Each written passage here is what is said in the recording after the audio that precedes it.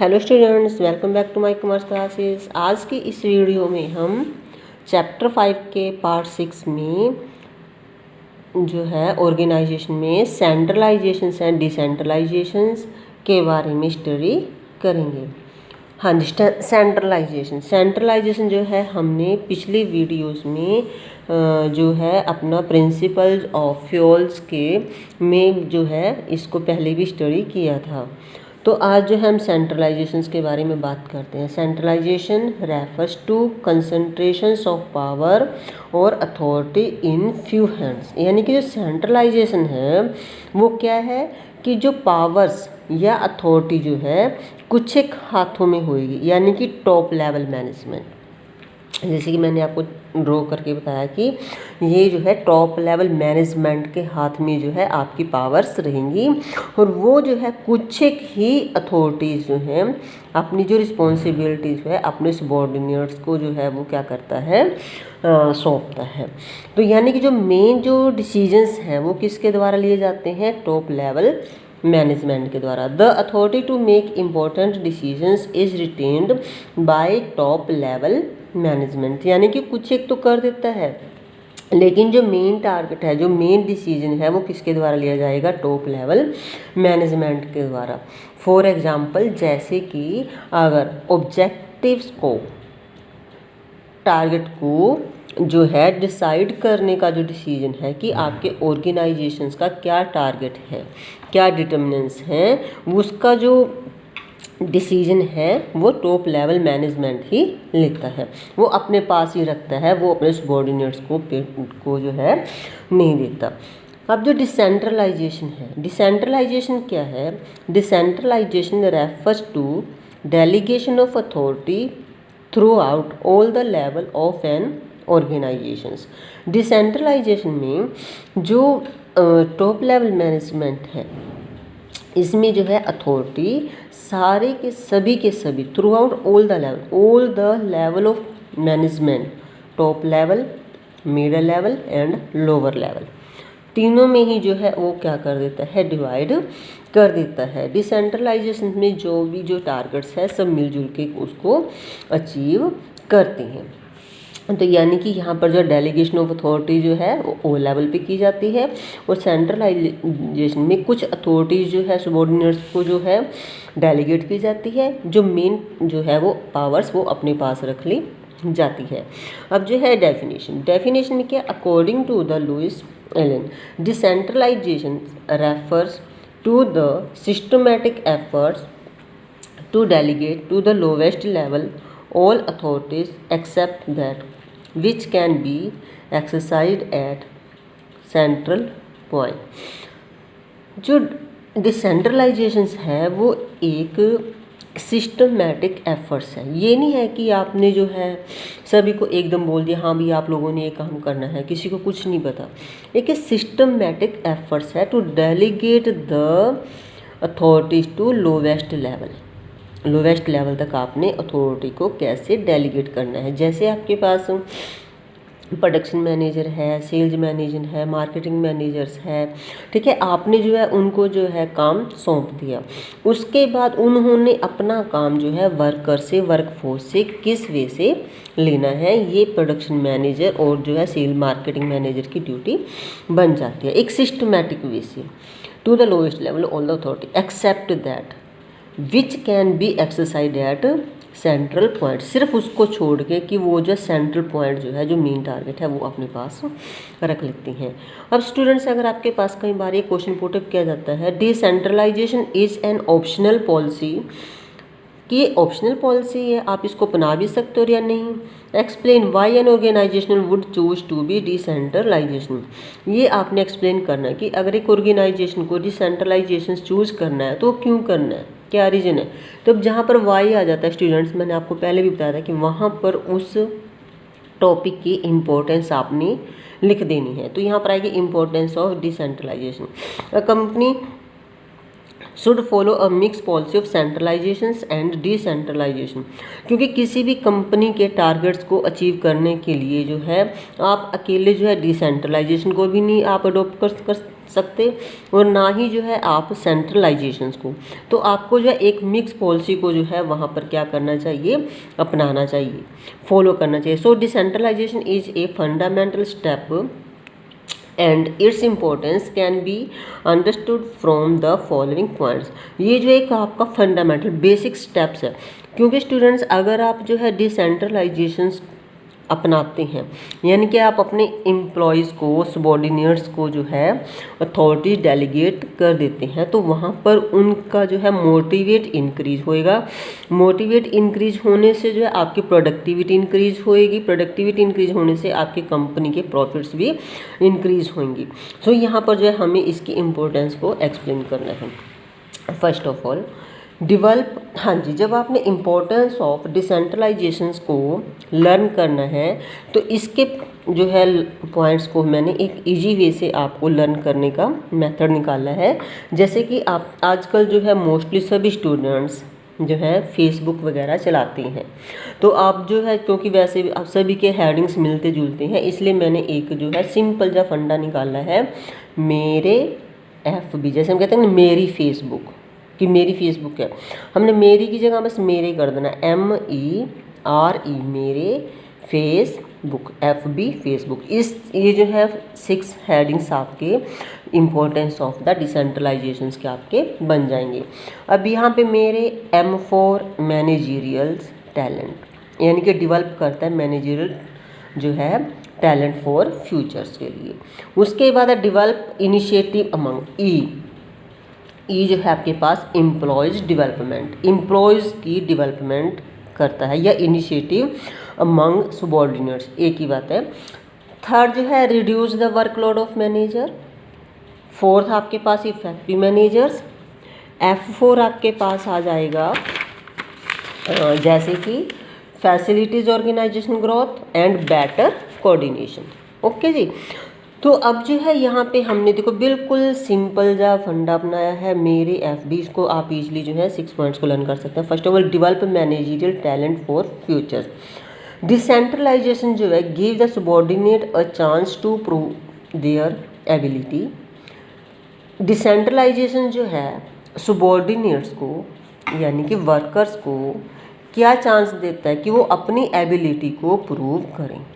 अब देखो अगर आप लोग अब आप जो है अगर वर्कर्स को अथॉरिटी ही नहीं देंगे इंडिपेंडेंटली काम करने की, तो वो अपने इनिशिएटिव आइडियाज़ को वहाँ पर जो है नहीं जो है लागू कर पाएंगे, नहीं जो है वो उसको वहाँ पर उस काम से काम नहीं कर पाएंगे, जिससे क्या होगा कि वो डिमोटिवेट हो जाएंगे। अगर आप उनको जो है काम करने की अथॉरिटी इंडिपेंडेंटली दे देते हो तो वहाँ पर वो अपने जो है एबिलिटी को जो है इम्प्रूव कर सकते हैं। It helps to identify those who may not be able to assume greater responsibility, और ये उन व्यक्तियों को भी इसमें पहचान लाता है डिसेंट्रलाइजेशन में जो कि जो है ज़्यादा रिस्पॉन्सिबिलिटी उठाने के लायक नहीं होते। In this way by getting opportunity to take decisions knowledge and experience of all level of managers increases. इस प्रकार जो है जो अपॉर्चुनिटी टू टेक डिसीजन, अगर आप जो है सबॉर्डिनेट्स को डिसीजंस लेने की अपॉर्चुनिटी देते हैं, वो प्राप्त करके उनकी नॉलेज गेन होएगी, उनको एक्सपीरियंस बढ़ेगा of all level of managers जो है आपके वो क्या होंगे, इंक्रीजेस होंगे, यानी कि उनका वर्कलोड भी कम हो जाएगा। सेकंड पॉइंट्स, हाँ जी बेटा, M4 मैनेजर्स जो है managerial talent. Second E for employees development, या फिर डेवलप जो है initiative among subordinate, employ subordinate same चीज़ अमंग सबॉर्डिनेट्स। तो as a result of decentralization employ get more opportunity to utilize their talent by doing the task of management. जैसे कि मैंने ऊपर भी बताया कि मैनेजमेंट के टास्क को करने के लिए अपने टैलेंट का यूज़ करता है, और जिसके द्वारा उसको जो अपॉर्चुनिटी दी जाती है तो उससे क्या होता है जो है उसका जो एम्प्लॉयज़ है सबॉर्डिनेट्स है उनका विकास होएगा। Decentralization not only gives authority but makes it possible to convert great ideas into creative work. वो सिर्फ अथॉरिटी ही नहीं देता डिसेंट्रलाइजेशन, वो कहता है कि जो आपको आइडियाज़ मिले हैं आप उसको क्रिएटिव वर्क में जो है कन्वर्ट करो, उसके अकॉर्डिंग आप काम करो। अगर आपके अकॉर्डिंग काम करने से जो है रिजल्ट्स बेटर मिलते हैं तो उसके जो एम्प्लॉयज़ के आइडिया को जो है फॉलो करते हैं और उसको प्रमोट भी करती हैं। तो third is the reduce workload of manager. हाँ जी, जब जो है आप अपने जो काम को टॉप लेवल मैनेजमेंट या मिडिल लेवल जो भी है वो अपने जो है काम को डिसेंट्रलाइज कर देता है, नीचे बांट देता है, अथॉरिटी दे देता है काम करने के सबॉर्डिनेट्स को, तो जो मैनेजर्स का वर्कलोड है वो कम हो जाता है। तो उस टाइम जो है वो क्या कर सकता है कि जो मेन काम है कंपनी के ऑर्गेनाइजेशन के उनके ऊपर जो है वो अपना कंसंट्रेट कर सकता है कि छोटे मोटे कामों का उसको जो है बिल्कुल भी टेंशन लेने की जरूरत नहीं पड़ेगी। In decentralization managers are allowed to share their responsibility and work with their subordinates with reduce the workload of the manager. Fourth is effective management. In the process of decentralization managers pass their routine work to the subordinates. क्योंकि इस decentralisation की जो process है उसमें क्या है कि जो आपका मैनेजर्स है वो क्या करता है, रूटीन वर्क को जो है सबॉर्डिनेट्स में जो है पास कर देता है, सबॉर्डिनेट्स में बांट देता है। तो जिससे क्या होता है, so they are free to concentrate on their important matter, जिसके कारण जो है वो अपना काम को जो है अपने काम पर पूरा ध्यान देने के लिए आज़ाद हो जाते हैं कि पूरा ध्यान दे सकते हैं। Which help them to take correct decision critical matter. अगर जो कोई भी क्रिटिकल स्थिति आती है ऑर्गेनाइजेशन में उसको वो ईजिली जो है सॉल्व कर सकते हैं। हाँ जी, number 5 is the facilitates organizations growth. Facilitates organization growth में क्या होएगा, in this process managers delegate responsibility according to the qualifications of subordinates. Decentralizations में सबॉर्डिनेट्स को उसके क्वालिफिकेशंस के अकॉर्डिंग जो है हम मैनेजर्स जो है उसको अथॉरिटी दी जाती है, जिससे क्या होएगी वो काम जो है बिल्कुल ही बहुत स्पेशलाइजेशन से स्किल से करेंगे, जिससे जो है ऑर्गेनाइजेशन की ग्रोथ क्या होएगी वो इंक्रीज होगी। This leads to employees development and organizations growth, जिससे कि एम्प्लॉय की तो डेवलपमेंट होएगी, ऑर्गेनाइजेशन की ग्रोथ भी होगी, क्योंकि वो जो है बिल्कुल ही जो है क्लियरली अपना काम करेंगे, एफिशिएंटली काम करेंगे, इफ़ेक्टिवली काम करेंगे, जिससे ऑर्गेनाइजेशन का जो ग्रोथ है वो इजीली आपका अचीव हो जाएगा और आपकी प्रोडक्टिविटी भी इंक्रीज होएगी, जिससे जो है वर्कर्स को भी प्रमोट किया जाएगा। 6 is better coordination. Decentralization and delegation needs better coordination in the process of sharing authority and responsibility. देखो, जब डिसेंट्रलाइजेशन में आप डेलीगेशंस करते हो तो कोऑर्डिनेशंस इन द प्रोसेस, तो वहाँ पर बेटर कोऑर्डिनेशंस की प्रोसेस चलती है, क्योंकि अगर आप किसी व्यक्ति को कोई काम करने की अथॉरिटी देते हो तो उसके साथ साथ आप उसको उसकी रिस्पॉन्सिबिलिटी भी देते हो, क्योंकि बिना रिस्पॉन्सिबिलिटी के तो कोई भी वर्कर काम नहीं करेगा। अगर आप उसको अथॉरिटी तो आपने दे दी उसको बट रिस्पॉन्सिबिलिटी नहीं दी तो वो वहाँ पर काम अच्छे से नहीं करेगा, इसलिए अथॉरिटी एंड रिस्पॉन्सिबिलिटी जो दोनों शेयरिंग करनी पड़ेगी। Managers develop coordination to do so. इस प्रकार जो है मैनेजर्स जो है और सबॉर्डिनेट्स एम्प्लॉयर्स के बीच में जो है एक अच्छा जो है कोऑर्डिनेशन जो है एस्टेब्लिश हो जाता है। सो स्टूडेंट्स, ये जो थे पॉइंट्स आपके पास कौन से थे, आपके पास इंपॉर्टेंस ऑफ डिसेंट्रलाइजेशंस, और इनको याद करने का एक बेस्ट मेथड था आपको मैंने बताया मेरे फेसबुक।